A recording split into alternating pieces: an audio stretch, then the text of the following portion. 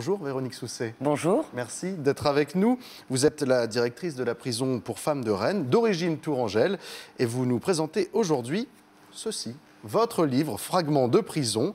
Fragments de prison, qu'est-ce que c'est? C'est un recueil d'anecdotes vécues? Alors, ce sont des fragments, des rencontres. En fait, c'est 28 textes. 28 textes, alors il y a des anecdotes, oui, mais c'est 28 textes qui racontent la rencontre. Parce que finalement, la rencontre, c'est le sel de la vie, c'est ce qui est intéressant. Et à travers ces rencontres, j'ai voulu dire la prison autrement, donc par le prisme de la rencontre, dépasser les idées reçues, les préjugés peut-être, ou les idées toutes faites, c'est ce que je dis en préambule. Et donc, on y croise des anonymes, mais aussi des personnages célèbres, et donc dans des situations toujours extraordinaires. Donc c'est parfois sombre, mais je crois que c'est parfois aussi cocasse. Tout est vrai?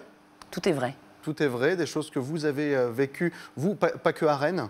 Non, il y a très peu, il y a 2 textes sur Rennes, un texte qui s'appelle « Vous les femmes », mais autrement, non, c'est des textes, donc ça fait 20 ans que j'exerce, et donc dans différentes prisons, à la fois des maisons d'arrêt, des établissements pour peine, des maisons centrales, donc avec des régimes différents, et qui ont évidemment des impacts et des conditions différentes, et ça produit évidemment des rencontres aussi particulières. Donc ce sont des rencontres qui vous ont marqué depuis plusieurs années, en fait? Oui, j'ai pas pris de notes durant ma carrière, mais c'est vraiment quand j'ai voulu raconter ces fragments, c'est remonté un peu, c'est comme si ça avait sédimenté et c'est remonté. On me demandait pourquoi ne pas écrire sur la prison, parce que c'est mon 2e livre, et c'est vrai que je me suis dit, bah oui, pourquoi pas. Et ce qui était plus intéressant que de faire un mémento sur l'institution carcérale ou d'expliquer la prison, eh bien je trouvais que ce biais-là était un biais intéressant, et les retours, en tout cas, me laissent penser que j'ai bien fait. Oui, je crois bien aussi. Alors ces histoires, elles font pas toutes la même longueur. Il y en a des plus ou moins conséquentes et qui m'ont inspiré une question qui va peut-être vous sembler bête, mais que j'ai envie de vous poser. Est-ce que, en prison, tout, sans exception, est triste? Ah non, je crois que je le prouve. Non, tout n'est pas triste. Alors, évidemment, c'est aussi l'enfermement. Donc, c'est une violence d'être privé de liberté. Et quand on a, comme moi d'ailleurs, chevillé au corps le goût de la liberté, on en connaît évidemment la valeur. Donc, oui, c'est pesant parfois par, évidemment, le poids de la culpabilité, selon les faits commis. Donc, oui, mais il y a justement des moments plutôt cocasses qui, justement, prêtent à sourire. Donc, non, il y a vraiment... et puis, il y a des personnages, c'est-à-dire qu'il y a vraiment... le premier, Monsieur B, qui sort après 20 ans de prison avec son plus beau costume des années 70 et qui fume un énorme cigare en plein milieu de la rue. Voilà, il y a des choses comme ça, et je suis toute jeune directrice et je l'accompagne, voilà.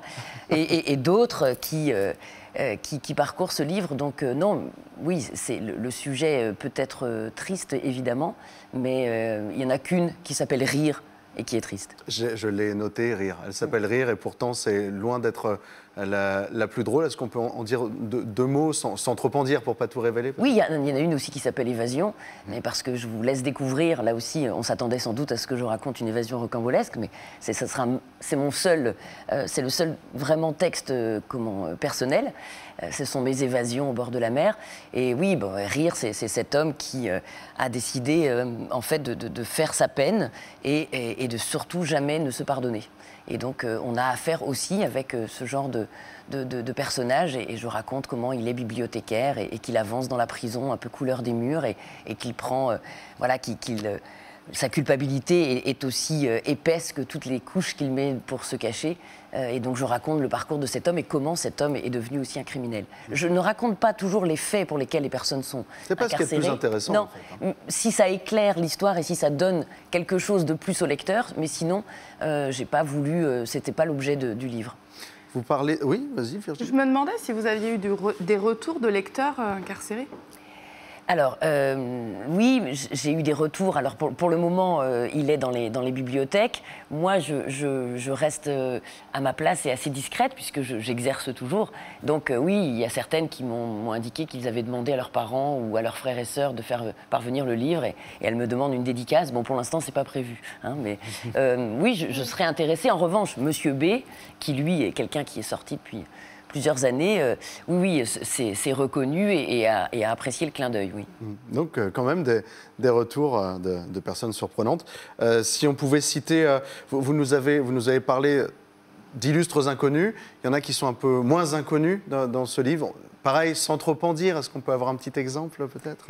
Oui, alors il paraît qu'on reconnaît une actrice célèbre qui vient se marier en prison, donc je vous laisserai découvrir qui est cette actrice qui était aussi rock'n'roll que celle qu'on a vue tout à l'heure dans le groupe. Tout à fait. Donc voilà, je pense qu'on la découvre et je raconte comment, plongé dans son intimité, bien malgré moi, eh bien on va finalement se rencontrer sans se rencontrer. Donc c'est ce que je raconte dans cette nouvelle. Et puis le seul que je cite, c'est Patrick Henry. Puisque j'ai, toute jeune directrice, assisté à sa libération. Et Patrick Henry, qui sort en libération conditionnelle après 27 ans. Patrick Henry, c'est un peu le symbole de l'abolition de la peine de mort. Robert Badinter, c'est le dernier qui échappera à la peine de mort et qui sort de camp et qui revient parce qu'on lui a volé son scooter. Ben oui.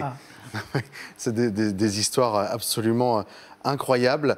Merci beaucoup, Véronique.